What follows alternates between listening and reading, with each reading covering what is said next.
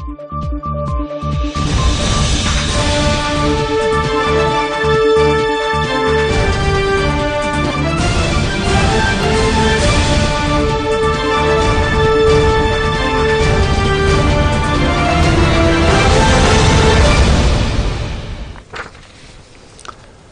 أوقاتكم بكل خير. نشرة الأخبار من الفضائية الإريترية ومعكم فيها شابر أيا والمستهل بأهم وأبرز العناوين.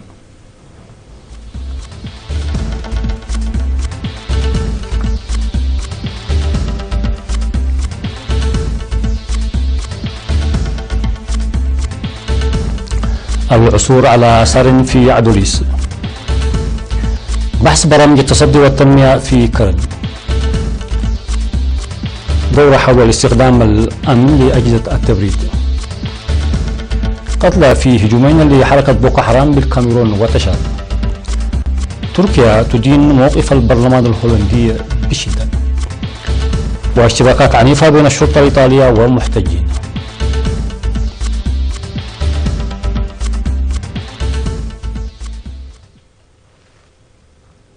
مرحبا بكم.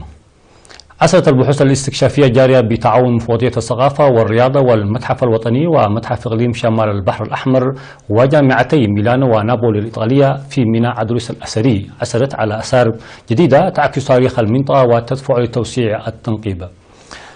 وأوضح خبراء الآثار أن العملية التي استمرت لشهر من المرحلة السابعة للتنقيب عن الآثار أدت إلى العثور على أعمدة مكسورة منقوشة بكتابات يونانية وأعمال سيراميك مكسورة بأشكال مختلفة وعملة نقدية نحاسية ومسامير ورفات شخصين وغيرها من الآثار. وقال مسؤول قسم علوم الأرض في معهد إريتريا للتقنية البروفيسور رهاب تاب صقاي إن الأثريات التي تم العثور عليها مهمة للتعرف على التاريخ الأثري لإريتريا والقيام بدراسات للتعرف على حضارات المنطقة، مشيرا إلى أن الاستكشاف يمهد الأرضية للبحوث المعمقة، معربا عن صيغته ليساهم في تفعيل المعلومات غير المؤكدة التي استمرت لسنوات طويلة وتصحيحها وإعادة كتابة التاريخ الحقيقي لإريتريا والقرن الأفريقي.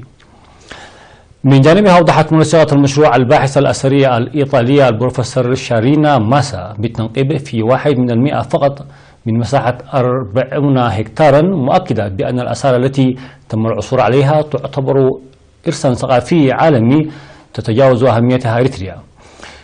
كما أشارت بالمشاركة الفاعلة لسكان أفتا وزولا في العملية، منوهة بأن المنطقة تعتبر موقعا أثري وطني لن يكون بعيدا إدراجها في سجل التراث العالمي.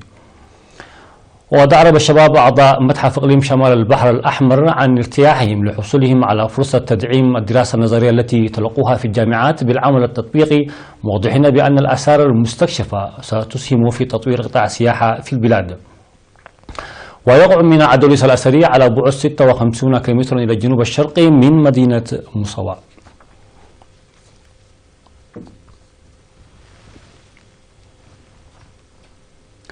بحثت لجنة التصدي والتنمية في مديرية كرن البرامج الموضوعة لهذا العام وسبل تنفيذها ارتكازا على برامج عمل العام الماضي. وافاد الاجتماع الذي عقد في 20 من فبراير بتنفيذ عملية إعادة توزيع الأراضي الزراعية في قرى فافدا وبامبي وجوفا وحشلة وتيتري وسمنة وكايبوسا ودكان وأفحروم، والقيام بأنشطة شعبية بتعاون وزارة الصحة والشركاء لإصحاح البيئة.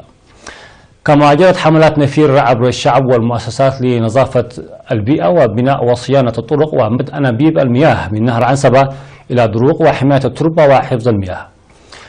وأشار تقرير إدارة مديرية كرن إلى العمل الجاد الجاري لتحصيل ضريبة الأراضي الزراعية والماشية وصندوق التنمية والتنمية المياه والأنشطة الأخرى لرفع إيرادات المدينة. وقال مدير مدينة كرن السيد إزقراويت إن نجاح حزمة برامج التصدي والتنمية تتأتى بالمشاركة القوية للمجتمع والجهات المختصة.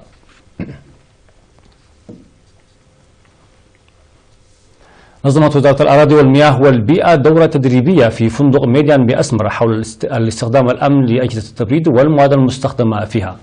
واشتملت الدورة التدريبية النظرية والتطبيقية التي شارك فيها 30 فنيا ومراقب ومستورد، اشتملت على أثر الغازات المستخدمة في أجهزة التبريد على البيئة والصحة والتصليح الآمن لأجهزة التبريد والتعريف بالغازات الجديدة والأجهزة المستخدمة فيها. ودعم ممثل منظمة التنمية الصناعية التابعة للأمم المتحدة خبير حماية البيئة وأحد المشرفين على الدورة السيد مارفين لوغان دعا لتوقي الحذر وضعا في الاعتبار للغازات المتسربة أثناء التصليح وآثارها الخطيرة على البيئة والصحة لعدم وجود رائحة لها وإزالة الغازات الموجودة في الأجهزة المعطوبة بطريقة آمنة. من جانبها أوضح منسق البرنامج الوطني لحماية طبقة الأوزون المهندس روبيل كوبروم على أهمية عمل الناشطين في هذا المجال بوضع الاعتبار للتأثيرات الضارة والخيارات الموجودة، مشيرا إلى وجود برنامج لاستخدام المعدات المتطورة لدرء أخطار الغازات وإدخال غازات جديدة غير ضارة بالأوزون مثبتة علميا. وكانت وزارة الأراضي والمياه والبيئة قد نظمت ورشة عمل في 19 من فبراير لضمان استخدام آمن لأجهزة التبريد والمواد المستخدمة فيها. تجري الإشارة إلى أن إريتريا ومنذ العام 2005 هي عضو في معاهدة فيينا لحماية طبقة الأوزون التي تضم 197 دولة عضو في الأمم المتحدة، والتي اتفق عليها في مؤتمر فيينا العام 1985 ودخلت حيز التنفيذ في شهر سبتمبر من عام 1988. عقد مسؤول الاتحاد الوطني للشباب والطلبة في الإقليم الجنوبي الشاب جرماي جوبرو اجتماعا في مديرية أورونا للطلاب وأولياء الأمور حول بناء الشباب، حيث قدم توضيحا بشأن التحديات الراهنة للشباب وأهمية المشاركة الشعبية في جهود معالجتها وتحويلها إلى فرص. كما دعا طلاب الشباب للاستفادة الجيدة من الفرص التعليمية المتاحة لهم وتوظيفها لصالح الشعب والمشاركة الفاعلة لأولياء الأمور في عملية توجيه أبنائهم. وقال مدير مدينة أورونا سيد تخلأب جبري إن بناء شباب متفان مسلح بالعلم والمعرفة جزءا من الاستراتيجية التنموية للحكومة الإريترية، داعيا كافة قطاعات المجتمع لتنسيق أنشطتها لتعزيز الاستثمار الجاري في الشباب. وطلب اجتماع لتقوية المنافسات الرياضية والثقافية بين الشباب والدفع بالسيمينارات التي تقدم المعلومات الآنية.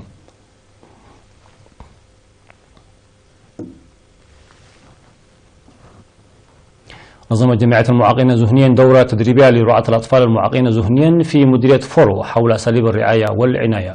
وتساعد الدورة التدريبية المنظمة من 12 وحتى 18 من فبراير ببلدة فورو تساعد أولياء الأمور لإتباع أسلوب رعاية يستند على المعرفة.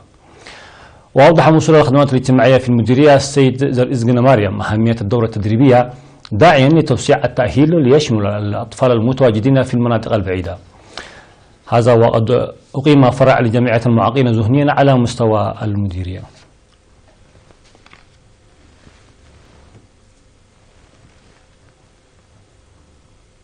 مشاهدينا فاصل ثم الخبر العالمية.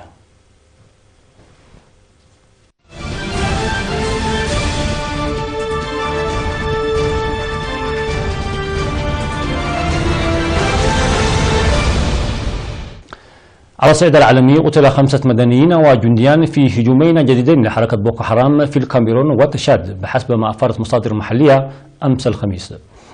وقال مصدر قريب من السلطة الإدارية في الحدود الشمالية للكاميرون إن مجموعة من مقاتلي بوكو حرام توقلوا في أسقاشيا، مضيفا إن المهاجمين قتلوا 5 أشخاص وأصابوا 5 آخرين بجروح. وأكد مسؤول في الأجهزة الأمنية للكاميرون الهجوم والحصيلة، وأسقاشيا بلدة حدودية تتيح الوصول إلى نيجيريا بشكل مباشر، وشهدت توقلات عدة لحركة بوكو حرام في السابق. وفي تشاد قتل جنديان في كمين للحركة بحسب ما أعلن المسؤول عسكري رفيع.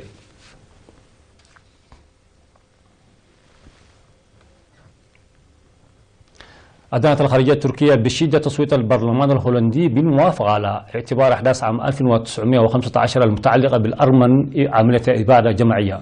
وقالت الوزارة في بيان مكتوب إن القرار غير ملزم أو صحيح من الناحية القانونية، مشيرا إلى أن الحكومة الهولندية قالت إن ذلك لن يصبح السياسة الرسمية لهولندا. وصوت البرلمان الهولندي بأغلبية ساحقة لصالح القرار، معلنا أنه سوف يواصل مناقشة قضية الإبادة الأرمينية. ووعدت الخارجية الهولندية بإرسال ممثل رسمي إلى حفل تأبين في يربيان عاصمة أرمينيا في شهر أبريل المقبل، ولكن ذلك لا يعد إشارة على اعتراف الحكومة الهولندية بعمليات القتل على إنهاء إبادة جماعية. وخلال جلسة البرلمان شددت القائمة بأعمال وزير الخارجية الهولندي على ضرورة أن تتصرف حكومة بلادها بحكمة في هذه المسألة. وأشارت المسؤولة الهولندية إلى الخلاف القائم بين تركيا وأرمينيا، مطالبة البلدين بالعمل سويا والكشف عما جرى من أجل التصالح. وقعت اشتباكات عنيفة بين قوات الشرطة الإيطالية ومحتجين مناهضين للفاشية، وذلك بعد تنظيم مظاهرة احتجاجية ضد تجمع انتخابي لحركة اليمين المتطرفة.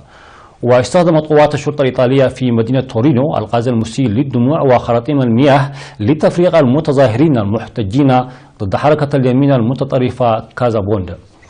ومنعت الشرطة المحتجين من كسر الطوق الأمني، واستخدمت مدافع المياه وقنابل الغاز المسيل للدموع. وحدثت مواجهة بين الطرفين على مبعدة، وألقى المحتجون مفرقعات وعبوات فارغة ورفع لافتة كتب عليها تورينو مناهضة للفاشية. وذكرت وكالة الصحافة الإيطالية أن الشرطة الإيطالية ألقت القبض على عدد من المحتجين، وأن 3 من أفرادها أصيبوا بجروح بسيطة.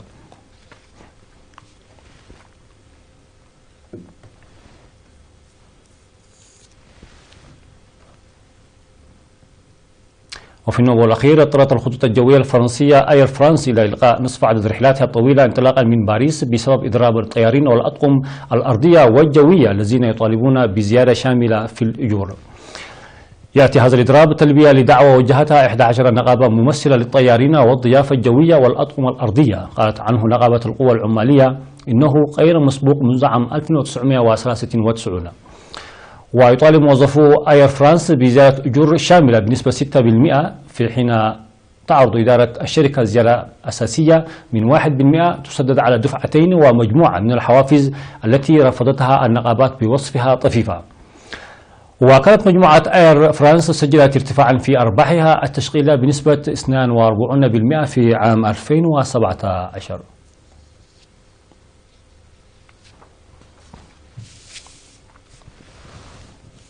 نهاية النشرة، شكرا لكم على حسن المتابعة.